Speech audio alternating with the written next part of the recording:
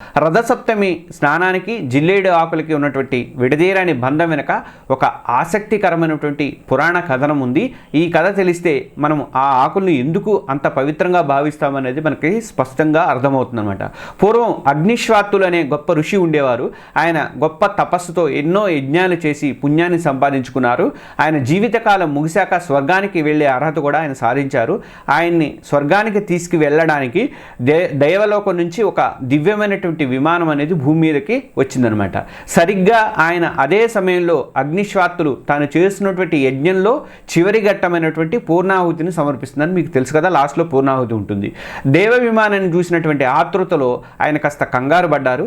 ఆవు నేతితో నిండినటువంటి హోమ ద్రవ్యాన్ని అగ్నిలో వేసే క్రమంలో చేతిలోంచి కొంత నెయ్యి పక్కకి చిమ్మి పక్కకు పడిపోయిందనమాట.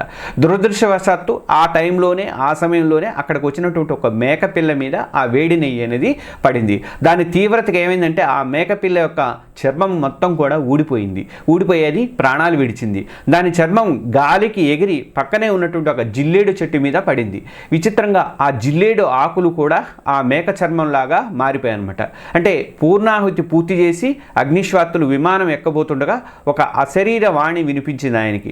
ఓ మహర్షి, నీ యజ్ఞఫలం మొత్తం కూడా నీ కంగారు వల్ల ప్రాణం పీల్చినటువంటి ఆ మేకపిల్లకి దాని చర్మం పడినటువంటి ఆ జిల్లేడు చెట్టుకే దక్కింది, నీకు దక్కలేదు అని చెప్పేసి ఆ శరీరవాణి చెప్పింది.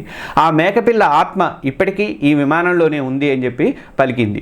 అయితే ఇది విన్నటువంటి అగ్నిశ్వాత్తులు నిర్ఘాంతపోయారు. తన యజ్ఞఫలం దక్కలేదే అని చెప్పేసి ఆయన బాధపడ్డారు.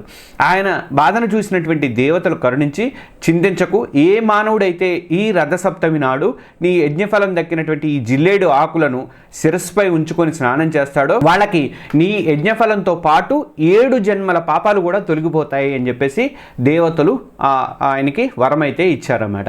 అప్పటి నుంచి రథసప్తమి నాడు మనకి జిల్లేడాకులతో స్నానం చేసేటువంటి ఆచారం అనేది మొదలైంది. ఇది కేవలం కథ కాదు, యజ్ఞఫలాన్ని దైవానుగ్రహాన్ని పొందేటువంటి ఒక దివ్యమైనటువంటి మార్గంగా మన పెద్దలైతే భావించుతూ వచ్చారన్నమాట. ఇక ఆధ్యాత్మిక ప్రాముఖ్యత సరే, 7 ఆకులు 7 పాపాలు, ఈ స్నానం వెనుకున్నటువంటి ఆధ్యాత్మిక అర్థం కూడా చాలా లోతైనది అని చెప్పాలి. సూర్యుడికి అర్కుడు అనే ఒక పేరుంది, అర్కుడు అంటారు. అంటే జిల్లేడిని సంస్కృతంలో అర్కపత్రము అని పిలుస్తారు. అంటే సూర్యునికి ఇష్టమైనటువంటి పత్రము అని దీని అర్థం అనమాట. అంటే సూర్యుని శక్తిని ఎక్కువగా గ్రహించే చెట్టు కాబట్టే సూర్య ఆరాధనలో జిల్లేడికి అంత ప్రాముఖ్యత అనేది ఉందన్నమాట. ఈ షార్ట్కి సంబంధించినటువంటి ఫుల్ వీడియో మీకు కావాలి అనుకుంటే మాత్రం ఈ కింద వీడియో డిస్క్రిప్షన్లో ఉన్నటువంటి లింక్ని వెంటనే క్లిక్ చేసి అక్కడ ఫుల్ వీడియోని మీరు చూడొచ్చు.